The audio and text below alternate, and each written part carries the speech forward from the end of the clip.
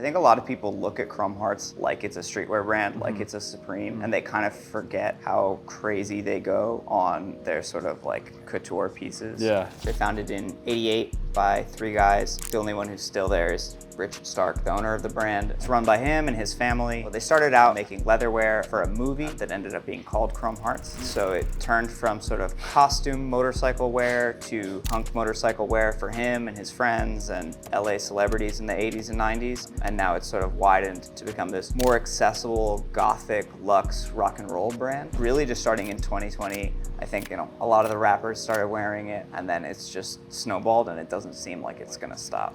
Bid Stitch gang, we are here at the greatest vintage Chrome Hearts collection in the United States of America. Groupie used to be based in NYC. Now we're in LA. So I know that you set aside a few pieces from us. We're gonna go through some ready to wear. We're gonna go through some crazy archival pieces, and let's see what you got inside the shop. Let's do it. Appreciate it, man. One of the holy grails we have here is this leather trench coat. What year would this one be? Probably early 90s. The fit on it is awesome. They use the lamb leather, which I'm partial to. It's a lot more softer and supple than the calf leather they use on some stuff. Tons of hardware, good cargo pockets, the silk lining with the monograms throughout, and then they just decked it out with the spinal patching. I got this one off the Legend 4G. Wow, did a trade with my full guy. Circle moment. He's got a cheetah lined leather jacket that I gave him. I hope it's not 4G pricing. No, well, it's not cheap. It's Chrome Hearts. It's not cheap. This one is at 12,000. 12,000. Yeah. Okay, obviously LA. You know we got to see the patched denim Levi's. Can you tell us about these? I know that these are newer line, however, they're using vintage denim, correct? So my understanding is that Lori curates most of the vintage jeans they use. So they'll use 501s and 517s and 505s. So even if they release them in 2025, you might be getting jeans from the 90s or 80s. So for the 517s, they pretty exclusively use orange tab Levi's, and every one usually has a different patch pattern. These are cool because they flood it out the ass. But then we've got some of the more classic ones as well. Okay, what do you price these at? These are at 11,000. The price on these pants has skyrocketed. Really, it's about doubled in the past 9 months. What do you attribute that to? I think they've been selling less of them and the demand has just kept growing. Insane. So, yeah. Okay, and so is there some price discrepancy when you're looking at patches, a high amount of patches versus a low amount of patches? Totally, yeah. I mean, you'll see pairs, especially 501s, that'll have like 3-4 patches that might fetch a few $1,000s. I know that Chrome Hearts, if you take your stuff in that is damaged, they'll add patches for you and they charge maybe $200 a patch. It's not just the patching. I mean, they have all the, sterling silver hardware too, the scrolls, and they do pick out really good 517s. It's good denim. Okay, and just out of curiosity, orange tabs, without any patches, just Levi's, what would you price them at? Maybe $100. So we're talking 100x markup. So there's a couple long sleeves that as soon as me and my team walked in here, we saw there's some commonalities between some of the vintage chrome pieces and the aesthetic of it, and more faded, blown out tees that are super popular right now. Sure. So could you tell us about some of these? I mean, we first look for good fades with the vintage, and then we'll also look for good graphics. So anything with the sleeve prints, these, which I sort of think as like a tattoo sleeves. This one probably has the best fades. My coworker Josh brought this in. That's awesome. A New York one, which is their flagship store, even though they're an LA-based brand. Probably early 90s, pocket starting to peel off. This graphic is particularly good because it's rumored to have been the first graphic Chrome ever did, was the New York with the horseshoe and the fuck you.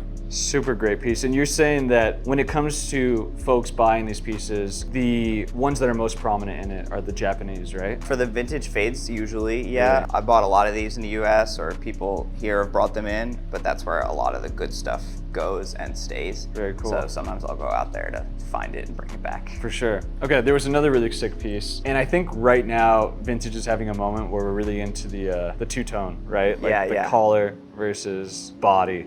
Super great piece. Could you tell us a little bit about this one? Yeah, so my understanding with these is that they don't actually start black, they dye them that way, so the different materials fade differently. So you get like the collar will be the same color as the ribbing, but the body will be a deeper black. Chrome Hearts really has 2 eras of tags. So they have these woven ones, that they used up through, I believe, the mid 2000s, and then they have these newer ones where they just print on the neck.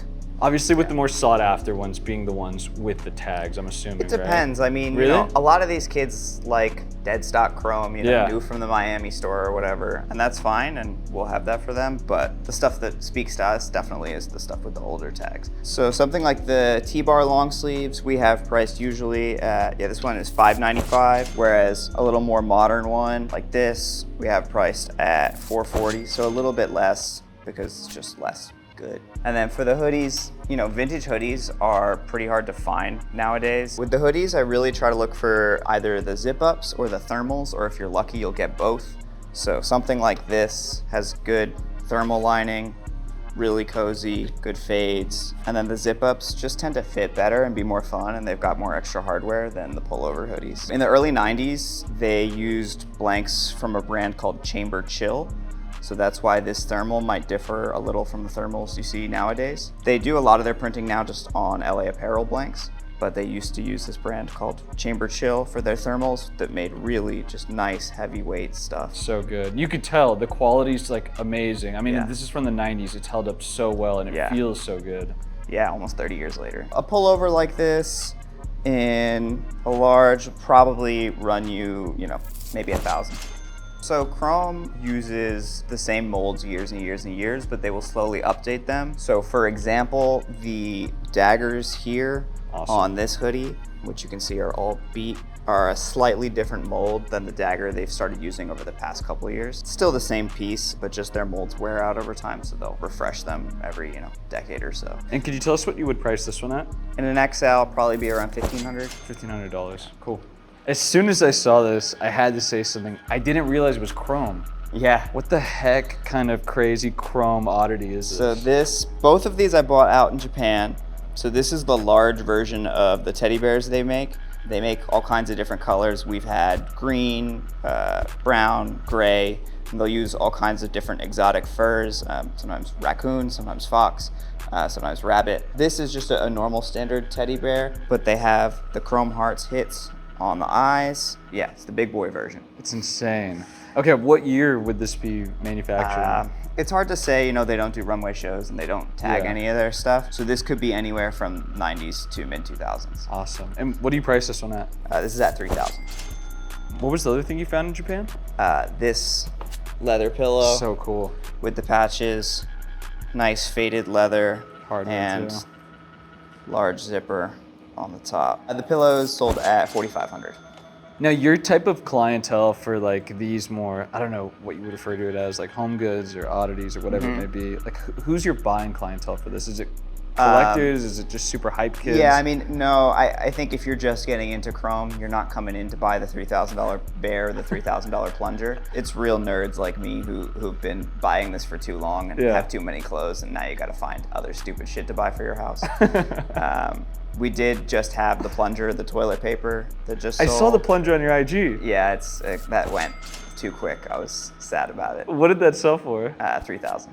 Okay, it's gonna sound absurd that I'm about to say this. Not that bad of a price. I want to go through something that I saw.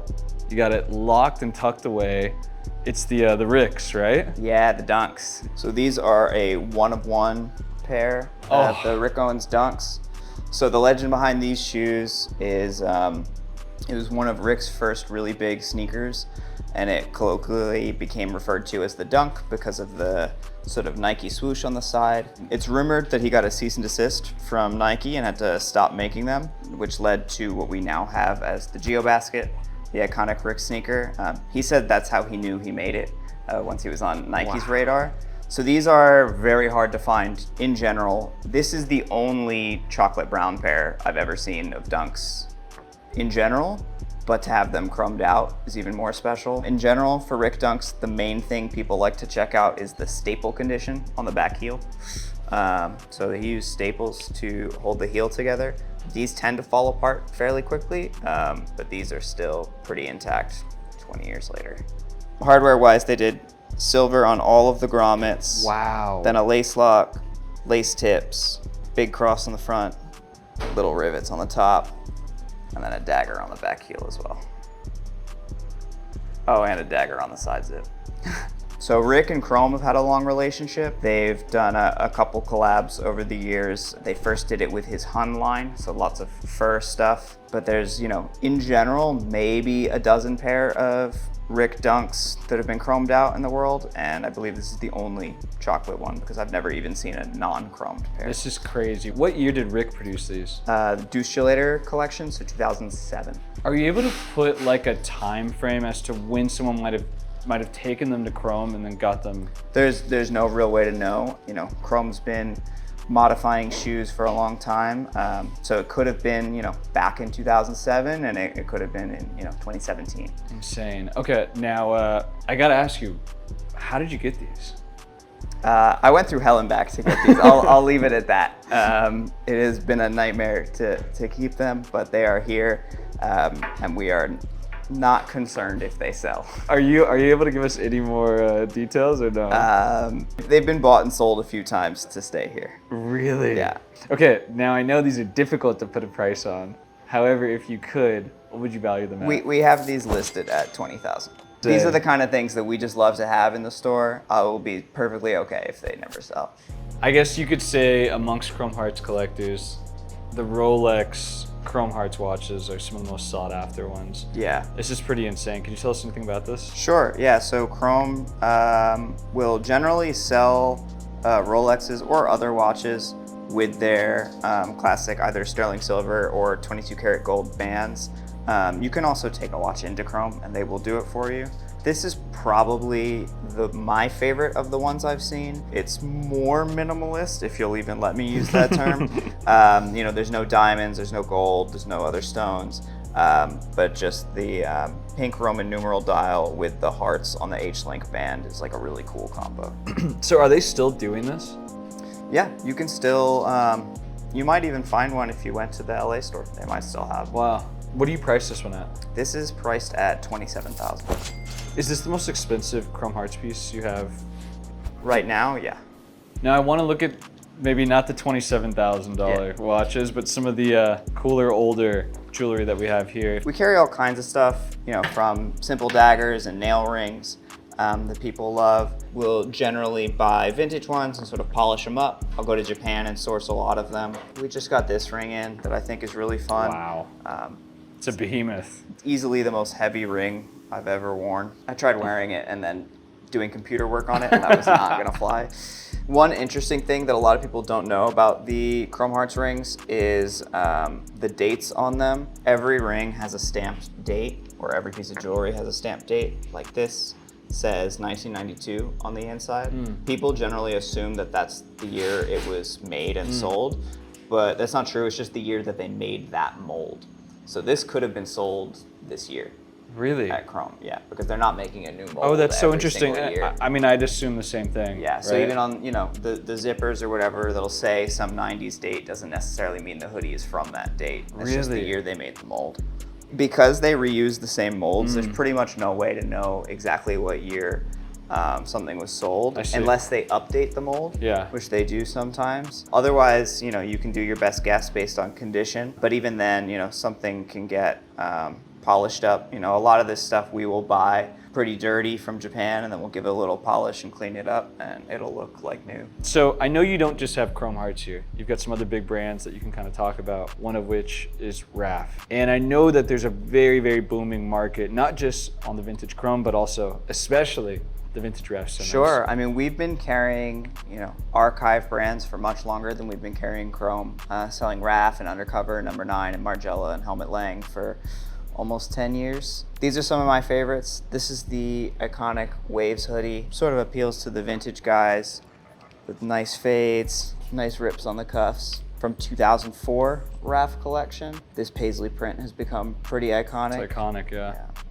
What season is this one from? This is from autumn-winter 2003-2004, which is called Waves. Is there still a really strong demand for the archive RAF Simmons? Has it plateaued a bit? It has plateaued a bit. I mean, certain pieces I think like this that are sort of iconic will always command value, but if it's from a less notable collection or it's a less, standout piece, the prices have softened a little bit. For sure. The things from the archive community that are really booming now are the old meme pieces that have always been popular, undercover 85s, Issei varsity jackets, RAF graphic hoodies. But some of the sort of more low-key stuff has sort of faded. Yeah. Which is good for people like me who can now buy now it for themselves. Now you're starting to buy. Yeah. I remember there was an era where like ASAP was like just like pumping like the archive. Yeah, I mean like, even stuff like the number 9 hybrids. Yeah, show us.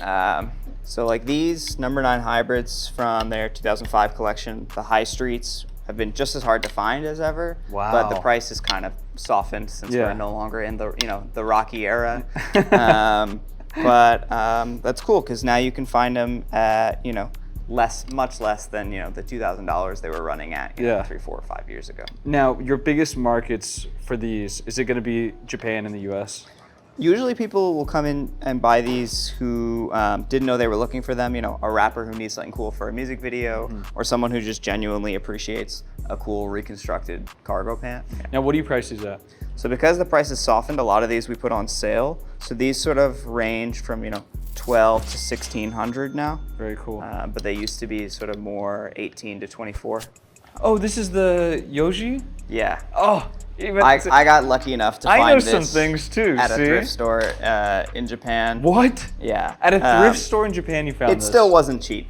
Yeah, it's from '91, arguably the most iconic Yoji piece. These are. This is incredible. Yeah, he did a red one and a black one, and the graphic has been used, or similar poster graphics have been used on his leather jackets in the few collections after that as well. I mean, it's a beautiful red leather jacket from peak era Yoji, but also just the graphic is classic. Yeah. I don't know if you can post this, but we'll blur it, right, Marty? What year did you get it? I bought this just last year. And what did you pay for it? I think it came out to 5,000 something, and we have it listed at 12. Wow. It's funny because I know a lot of the pieces you mentioned you find in Japan, you bring it over here. Sure. Is that just like a common archive arc of items? I think, a lot of stores, including this one, were built on the foundation of that. I started in 2015 shopping Japanese auctions where you could get a pair of undercover jeans for $30, $40 and sell them for $300. You're on the buy grind. Yeah, that era has since passed for a couple reasons. One, everyone knows about it now. And two, they've sort of acclimated and adjusted to Western pricing. So it's certainly not as lucrative as it once was. Similarly, going to Tokyo and shopping around the stores used to be a really easy way to find crazy stuff and make money. And they still have the best selection of any city in the world. If you come to LA and you want to shop for secondhand clothes, there's basically 3 places to go. If you go to Tokyo, you could spend a month there doing it. It's funny you mentioned that because I think with more traditional vintage and true vintage, like that we kind of specialize in, it's the same, pathway, I guess. Yeah. I think Japan kind of sets the tone, sets the market, and then it kind of trickles westward, I guess. Totally. The archive fashion scene with older undercover, older number 9, Margiela, sort of was pioneered there in the early 2010s. And I think you could make the same argument for the Chrome Hearts stuff. Chrome Hearts has been really big in Japan for the past, 10, 15 years, and it really only started making the crazy, growth it has in the past 5 years here. There was one other piece you pulled for us. Yeah. But that's an Issei piece, right? Yes. Okay. So this is one of the lesser known Issei varsity jackets. So I saw this at a store 3 years ago in Japan, and they had it priced pretty high. And so I didn't buy it. And then I came back a year later and it was still on the rack. Shut up. And they had dropped the price in half. There we go. And I pulled the trigger. There are I think there's rumored to be 8 of these in the world. So it's a collaboration from 2000 with Takashi Murakami, the artist most famous for the Kanye album covers, but has done all kinds of stuff. This one is covered in psychedelic graphics. Insane. So I've had 2 of these. The first one I immediately knew, I was like, this should go to Kid Cudi. Kid Cudi saw it and he was like, yeah, I need this. Okay, what do you price this one at? This one is at 10,000. Okay, so right now there's a certain aesthetic that's really being pumped on social media. And I think it's being driven by guys like you, Groupie. You have Hidden. You have 4G, you have Justin Reed, and I want you to talk to me a little bit about that landscape of those archivists that are I think, pushing forward the market. Sure. Yeah, it's kind of an interesting era. You know, now that especially in menswear, people actually care about secondhand clothes, which really wasn't true 10, 15 years ago. So it's allowed this new space to emerge, which is fun and scary because, you know, there's no history to the industry. I will say that I think everyone sort of has their own lane. You know, some of the stores might lean into ultra luxe stuff, or some might, you know, want to only sell to celebrity clientele. Everyone has their own sort of curated vision, and I think that when you look into it, each of us sort of has our own lane, which is nice because we're not always butting heads, you know, and we're all able to, you know, be friends in the space. Yeah, but you also mentioned something interesting, which I want to segue to, which is celebrity clientele. Obviously, guys like you who are some of those tier 1 archivists and collectors, you guys have more celebrity clients, and you guys have that sort of audience. I'm curious, number one, how much of your current buying audience is made up of folks like that?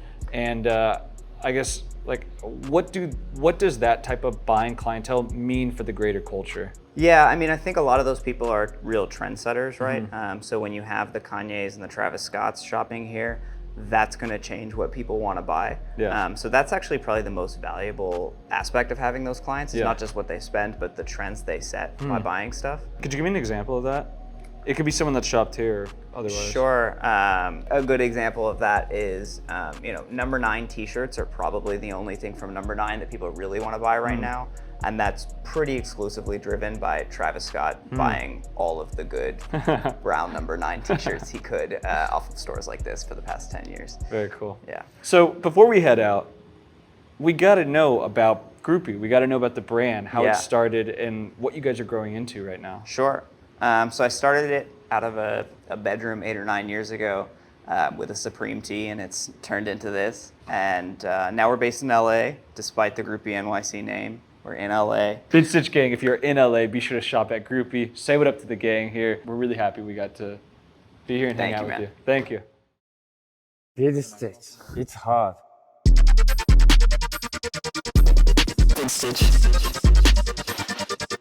Vintage.